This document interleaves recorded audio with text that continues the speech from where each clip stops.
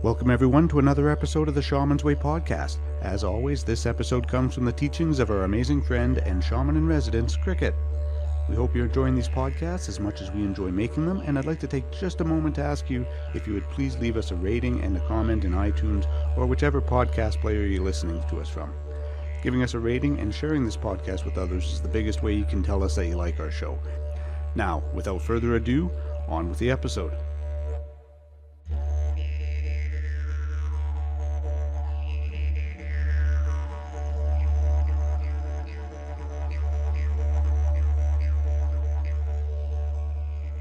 Well, hello, my constant listeners, and hello to my semi-listeners and my casual listeners, and a special welcome to my brand new listeners.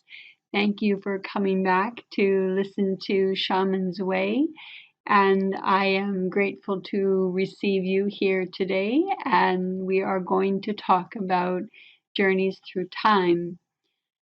Or you're wondering whether this is a good podcast for you to listen to, I guess that would depend on whether or not you like to listen to other people's journeys.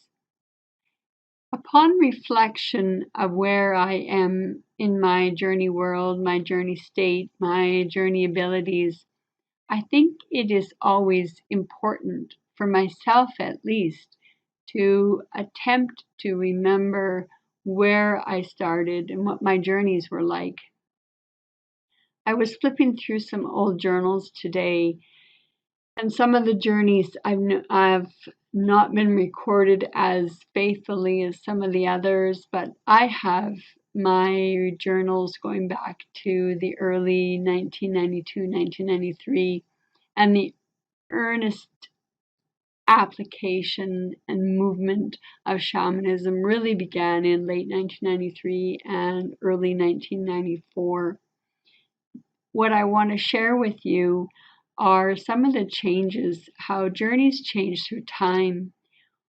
When I'm reading some of my earlier journeys, I noticed that I write that I was scared, or there was something frightening, or I wasn't sure about something. And I know that that is a part of journeying, but I had forgotten that sometimes I got scared. I had forgotten that at times I wasn't very sure of myself. And I wanted to share with you some of my earlier journeys because they are different than what I talk about now. I was speaking to a friend of mine, and we were discussing, he was politely listening, the difference in my mind between knowledge and wisdom. We were discussing integration. And I thought knowledge is a good application for the integration. And I liken it to a wheel. And when we learn something, we're at the very top of the wheel. And this is called the application or the acquisition of knowledge, if, just to be a dorky cricket. And when we learn that knowledge, we're on the top of the wheel, but the wheel never stops moving.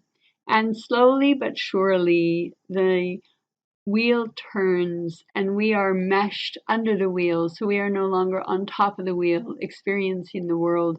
We are under the weight of the world, and the wheel in and of itself is bringing us to a place of contact and integration with that memory, with that thought, with that sound, with that understanding.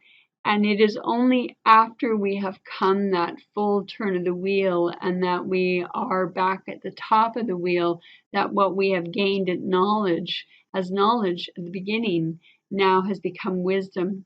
Knowledge is information that is taken in, experimented with. It is experiential. You learn to live with it. You learn to work with it. Wisdom is the application or the speaking of or the sharing of knowledge that has been integrated into self. So knowledge could be somewhat associated with experience, and wisdom would be the explanation of the experience, perhaps. My early journeys, the reason I mention this is because my early journeys really did teach me and give me a lot of knowledge.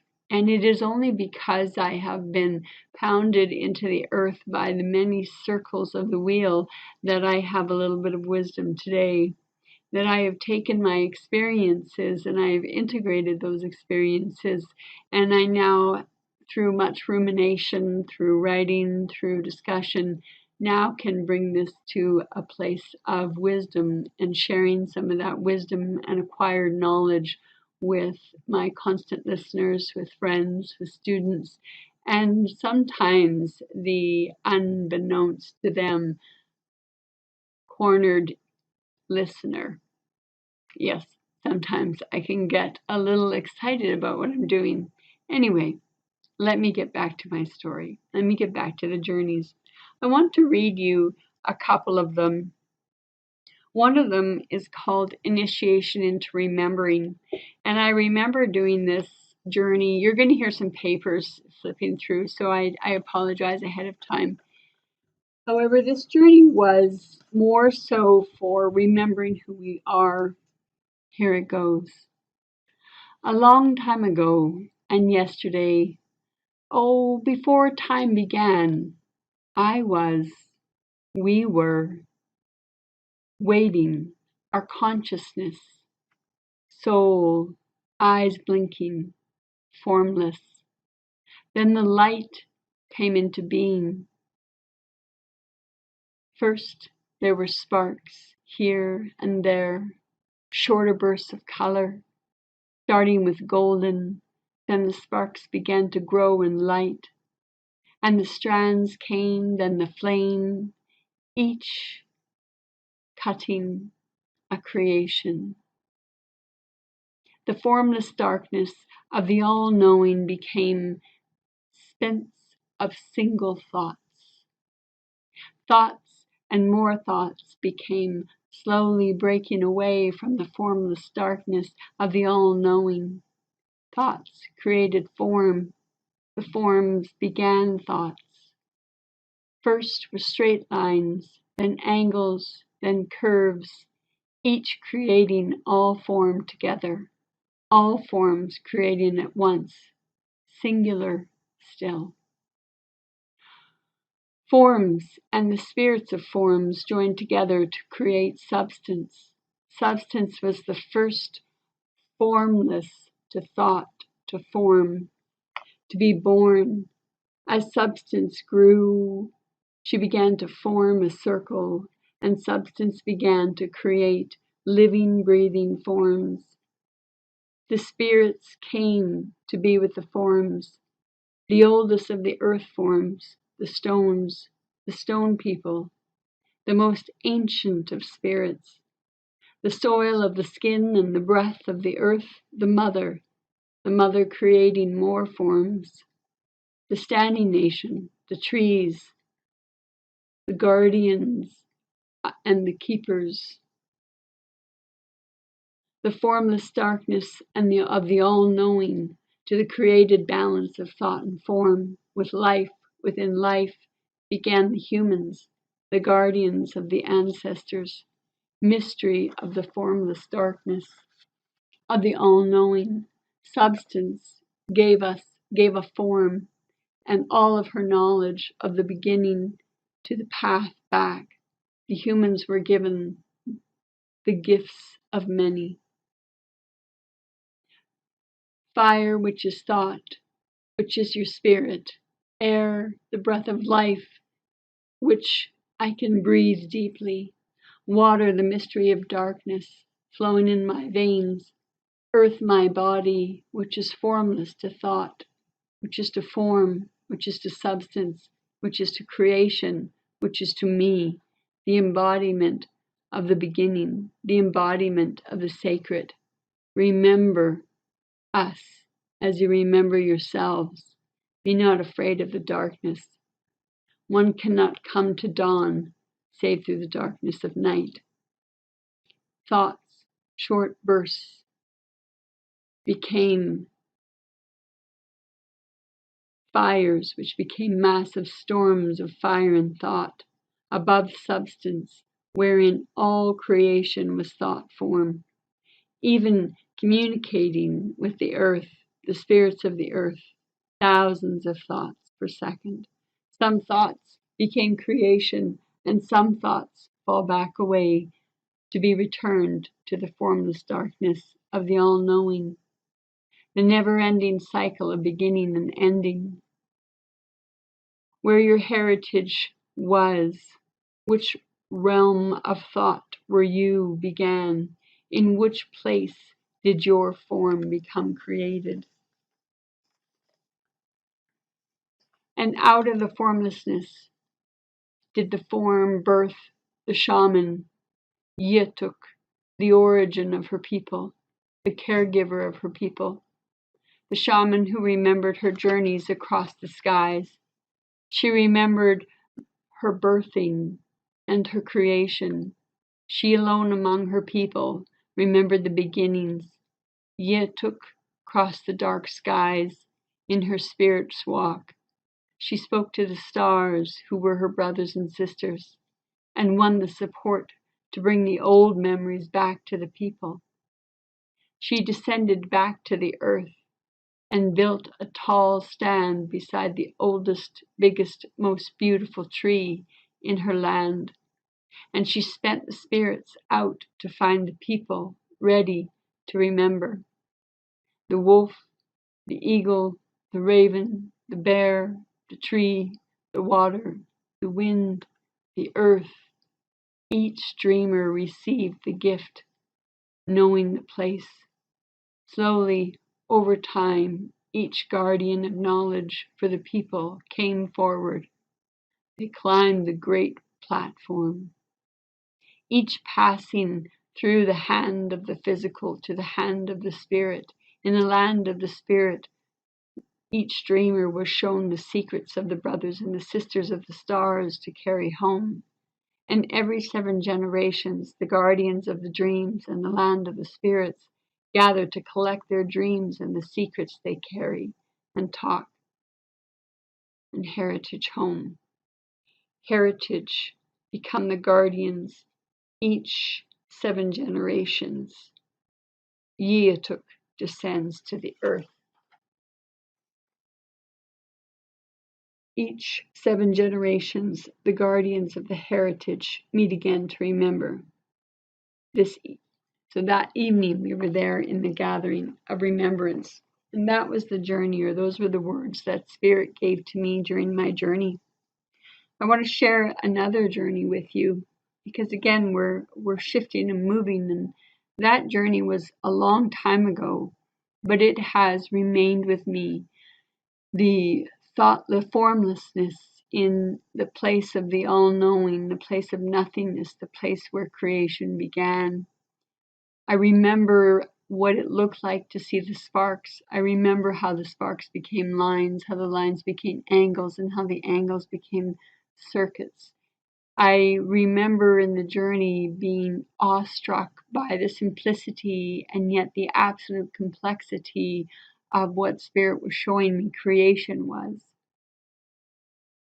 The showing of the creation of the First Nation being the Stone people, and then the creation of the Standing Nation. They truly are the watchers of all time. I recently went to a beautiful place called Tofino on Vancouver Island, and I went with my wonderful friend Jem, and we stood at the base of this elk cedar tree, and the tree was 1,200 years old, or 800 years old. Sorry, it had started in around 1240, they believe. It was engineered to remain standing, and it had been engineered in 1910 or 1912 by a settler in the area. It is said to be the oldest tree on the island, and I can certainly see how in my journey when I merged with the Standing Nation, how they were simply the record keepers of time, and how time moves by so quickly for you and I. Time is not even a concept or a construct within the consciousness of the Standing Nation. So in that memory, when I came to this journey, I thought, what a lovely continuation, just even with respect to the standing nation. So this is my third journey for that particular night. To the door I left behind, behold the wonder of the mother. In her arms she took me and planted the seed I must never forget. Her strength is gone, her will is mighty. Be careful, watch your step, and never forget. Through the dark tunnel she took me. She was the panther. Then my hand was held, and she laid me down and painted a cross upon my chest. One red road, one black road, and in the center she placed a seed. And slowly, over time, I grew into a tree. And as I grew, I watched the children play at my feet. I lifted a young boy into my branches and said, "You must treat me right, or I will die." So fast and tall, so go fast and tell everyone. I watched the young boy grow. He told no one. As he was dying, an old man, he told his daughter, Many Moons, the story of the tree, and made her promise to tell. She told her 5 children. She planted the seed. The girls took it and made it grow. The boys threw the seed upon the ground. They wasted their seed. Through the generations, this continued. She took me to her side, to the middle of the earth, and we traveled. I was neither burnt nor harmed. She told me that she was dying. I became frightened. The heart of the earth was growing black around the edges. She told me her body was the spirit of the earth, but not to worry, for another spirit would take her place to protect the mother when she died. She then took me out of the earth and to a desert where she said Brother Sun warmed her and made her feel wonderful. I was afraid to look into the sun, and she told me not to fear Brother Sun. She then took me and flew me towards the sun, and we went far outside the earth, and it was beautiful. I have never seen anything more blue. She told me of how beautiful and how precious it was. We then went to Saudi Arabia, where she spit upon the earth and she kicked the sand. She was very angry. We then went to the coast of British Columbia. She called a great orca and a dolphin, and they came out of the water. I was scared that we would die. She told me not to worry. We then went on their backs, she on the orca and I on the dolphin. We went under the water and could speak and breathe. I was mesmerized. That was the first time I experienced breathing underwater and talking underwater and shape-shifting with an element, not into an element, but with an element, so that I too was able to keep my form and still be able to access all of the wonderment of the element with which I had moved with. We went further down the coast. This was where she told me and showed me the changes and what would happen. She would follow my footsteps. She took many larger ones. She would live to be very old, she said, but she was already very old, I knew. I had to learn patience, watching her grow before my very eyes, the journey forever it took, forever it went. She told me, "You only have 5 more minutes, and the journey will be over, and you'll have to leave." And sure enough, 5 more minutes, the journey was gone, and I was back.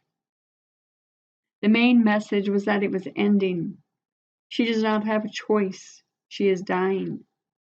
She will flick herself one last time, and the oceans will house the dead, she said. She then took me home through a hole and I was home so fast, through my hole, up and out, and I was back. A week later, I journeyed into the lower world. I went to a hole, but it looked very scary, so I decided not to go down it. Instead, I went into a hole in another tree and into the lower world. I was met by a blue bird with 3 feather plumes on the top of its head. It cooed, and we went for a walk. We were met by a lion, the lion I met previously, and he was very playful. I then saw the darkness and I backed up. It was a huge moose. I got on its back, and the bird was still on my arm. And when I got onto the back of the moose, it went to my shoulder. We went along until I saw my power animal, the stag, and he was dead, or at least I thought he was. I went to him and I asked him if he was all right. I was very worried and I got up and he was fine. Someone told me that they like to do this. It is a way of testing me to see if I will stay by their side. I went walking and the lion was being very playful. I went for a swim. When I came out of the water, he still wanted to play. We ran and he knocked my feet out from under me. We wrestled. He then pinned me and stood over me and proceeded to knock me about with his paws, to knock me about with his claws, to muzzle my neck with his beautiful sounding purr. I never got uncomfortable. This is my world sense. This is who I am. I wasn't afraid of the lion. We went to the water and I swam and things were coming, flowing into the water. I got out of the water and the stag was licking my body. He then looked inside and cleaned me out. He then took me to a fire and I didn't want to go up, but he wouldn't let me leave. So I went up the smoke and met Stefan on the other side, on the upper world. That was the spirit I was working with at the time. I was told he was my teacher. I laid down and went into a vibration state, and then the callback came. I left eager to go back to learn. There are so many things that change. Those are 2 of my journeys. In it, I can see the beginning of my relationship with Lion was very playful, and we gained a great deal of trust through play and through understanding each other. And then as our relationship shifted and changed, and I aged and he aged, instead of becoming my playmate, he then became my teacher. He then became my warrior teacher. He taught me more. I've mentioned in lots of podcasts about the various things that he taught me. And I also mentioned not very long ago that Lion left me. So he has been with me all of those years, and that was written in 1996. So he was actually with me longer than I had thought. The change in the journeys, I no longer seek where I came from or how I was born. I no longer seek to find the illness of Mother Earth. I know that she is dying. I know that we are in times of great peril. I know she is right, that the oceans will rise and the humans will be in the water. And when she told me that, there was very little talk, and I certainly didn't have the internet at that time. There was very little talk about the oceans rising on the basic, news networks or newspapers that I would read. Certainly it was talked about a little bit, but I never foresaw the number of bodies that she foresaw. I haven't yet seen the number of bodies that she foresaw and showed me. I, however, have no doubt that she is right. It is not that my journeys have turned me callous towards the wounding and the breaking of the earth. On the contrary, they have made me far more aware of the wounding and the breaking and the dying of the earth. Journeys have changed through time. In the beginning, I was scared to do this or I was scared to do that. Now, if I saw a black hole, unless I got huge danger warning signals in the back of my neck or up my spine, I would walk in with no problem. I would dive into any element and expect to be completely safe and completely alive and not worry about whether or not I was going to breathe or be able to speak. I often fly back to that place of the place of darkness and the place of the all-knowing. I don't go very often because it's very tempting to stay there, but I like that formlessness. I like the spots of consciousness through the formlessness of space. I like the feeling of being completely disembodied and unconscious, yet conscious, because I have to return back to Earth.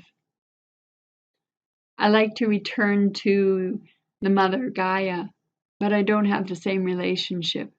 When I first met Gaia, Mother Earth, it filled me with such elation. I felt like I was a small child seeing my favorite grandmother after what seemed like an indefinite period of time. I no longer feel that way with Gaia. Instead, my relationship has grown with her, and I understand her faults, her foibles, her wounds, and her wonder. I am no longer awed as a small child. I am pained and wounded as her sister, as her daughter, as her compadre. The animals that I have encountered along the way, the moose, I rarely see the moose anymore, but I loved my journeys with moose. And I have had wolf appear in and out of my journeys through the years, but have never stayed. They're here, they're there, they're gone, they're back. I do have wolf who travel with horse, who help me get to places, but they're associated with horse. They're not associated with me. I do have a wolf every now and then who has come and has been a constant member of my journeys for the last couple of years, but I don't suspect it will be a long relationship. Journeys come and journeys go, and we try very hard to remember what we have learned. When you journey, I really ask that you write those down. I didn't remember those journeys. I wouldn't remember those lessons. I have integrated those lessons, but sometimes the knowledge that comes from them, the memories that come from them. I used to write poetry in my journeys. I used to have a poem stanza at the beginning of my journeys. I no longer do that. Even how I record them has changed. Most of my journeys now are not personal, but they're generally done on behalf of another person, or on behalf of a group, or on behalf of some soil, or on behalf of the water. They're not generally done on behalf of myself. In the beginning, when you journey, you're gifted with so much insight and so much knowledge into what you can see, what you can explore, what you can experience, what you can embrace, what you can integrate, what you can reject, what you can be hurt by, what you can be devastated by, what you can gain, what you can lose. And as you mature in your journeys and you go on through the years, there are changes and subtleties within the journeys. There is no longer an overwhelming, overarching sense of awe. I still have awe, don't get me wrong. But I'm not as shocked, surprised, and I'm rarely ever scared anymore. I have seen all manners of creatures come and go. I have seen all manners of spirits come and go. I have cultivated deep relationships with spirits and have lost them. I have cultivated brief relationships and they remain. My relationships have changed and grown, not only with the spirits in the worlds I go to, but the human-esque spirits I have come to know. And sometimes they appear in the most unusual places. I have one spirit who showed up one time in my anchor spot, and I remember being incredibly perplexed. How did a spirit get to my anchor spot? And question to which the spirit would not give me any answers. And this spirit has certainly been in my anchor spot on more than one occasion, usually bringing brevity when I need brevity. And allowing me to know that somebody's got my six. And that is very important when you are alone in the world. And sometimes my power animals, when I teach journey work and when I started my journey work, I never went anywhere without them. Oftentimes now I begin with them and then I travel on and I no longer have my power animals with me. I can always call upon them. I can always bring them into the time and space. But perhaps because I have been there for so long, I have the accumulates and I have the lessons and I have their knowledge, their wisdom, the way they look at things implanted in my spiritual body because I have spent so much time with them. I think that the spirit world shifts and grows with us as we shift and grow. The spirit world is a place of mystery and sometimes mastery over the mystery, but it certainly holds a lot of mystery for us. It holds a lot of surprises. It holds much beauty. It holds many challenges. And sometimes it's hard to give yourself permission to find 2 15-minute slots within 30 days to do a journey. How can you not find 30 minutes in 30 days to do something for yourself? And I have been there too. If I didn't have a perpetual journey practice, I am not certain that I would do as much journeying as I did. Or perhaps if I was only doing journeying for myself, I would get different answers, different images, and more time for myself. I feel sometimes that the spirit world shifts and changes according to how we shift and change. I don't have a beginner's eye anymore. You might have a beginner's eye. I have an older eye. You might have an older eye. You might have insecurities, doubts, and wonders. Should I? Could I? Do this? Do that? Journey here? Journey there? I can't answer those questions for you. That's your internal structure. I had to figure out, could I? Would I? Should I? Can I? Will I come back? Those are the questions I had to figure out. I didn't have an ear or a voice in my ear sharing their stories with me. I know that there are many books out there, and more now than there were even 10 short years ago. And I know some of them include really wonderful experiences and journeys. I think that we are shifting and moving. I think there was an opportunity, if there had been an opportunity for me to have someone who had been a constant practitioner for many years, willing to share stories, laughter, wisdom, tangents, the odd swear word, I probably would have listened. I may have even been a constant listener. I'm grateful for the opportunity to provide and share my stories with you. And I truly, in all wisdom, in all honesty, I truly hope that something touches you, something moves you, something teaches you, something I say inspires you, and perhaps something I say will keep you out of trouble. Maybe you'll develop a love for stories. Maybe you'll develop a love for journeys. Maybe you'll just become a kick-ass warrior who takes no prisoners. I remember for many years, I may have already told you this. If I have, I apologize. But there was a time when I was south on the medicine wheel and I was full into training on the warrior and had the power animals that were intense predators who were teaching me, and I had a spirit who I just commonly refer to as the demon teaching me hand-to-hand combat.